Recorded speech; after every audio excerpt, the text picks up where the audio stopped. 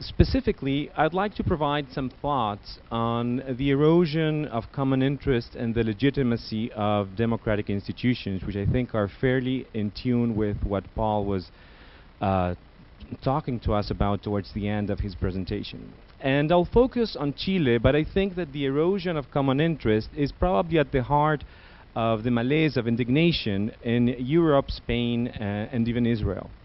I actually think that the erosion of common interest is one of the main consequences of persistent and severe inequality.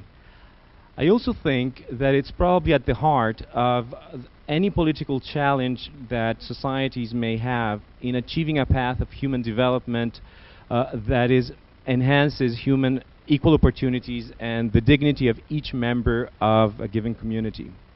Historically, Latin America has been a region with the highest income inequality in the world. And there's many reasons, and Paul was pointing at some of them. There's an extractive process of colonization, and then, of course, the blessing or course of natural resource abundance. Today, this inequality remains high, and I would say that Chile, normally seen as a country fairly successful in achieving sustained growth for the last 20 plus years, is actually an average country in terms of inequality with respect to Latin America, which is, as I mentioned, a region of very high inequality. So large segments of the population now satisfy basic needs. This was not true at the beginning of the recovery of democracy. And there's been a bit of a model which I would call integration through consumption.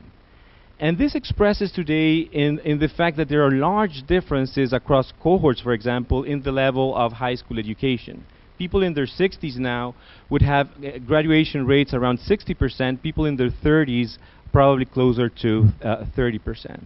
On the other hand, a central characteristic of this new middle classes is that they have very high expectations, they're very vulnerable, and they have a relatively low quality of life in comparison with OECD countries and upper classes in the country.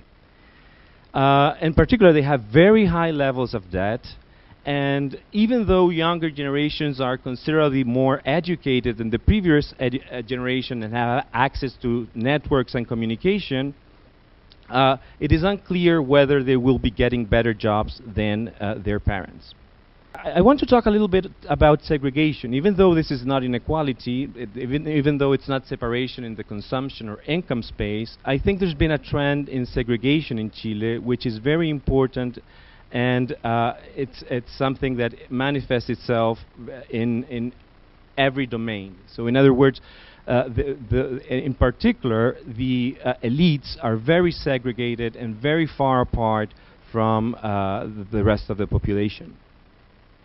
The first thing that I think explains indignation in Chile is that there's this heightened demands of fairness in conflict with perceptions of abuse. There's this increased perception that the country is far from fair in a number of domains. So even though absolute standards of living of the population have been improving, it has become unacceptable now to get a relatively low level of education or health just because I was born in a household that does not have enough income to basically afford better education. And so it's now become a bit more prevalent, this view that it's morally unacceptable to access health, poor health or education for something that I'm really not responsible for. The second thing is that there's a very large sense in which social inequality reflects itself in every domain of life. People, this is a recent study from the UNDP, seem to feel that they are not respected, that there's very low dignity in their life, and this is something that manifests when they take transportation. Many people, for example, in a city like Santiago, might actually take a couple of hours to get from their house to work, in a trial, when they buy, etc.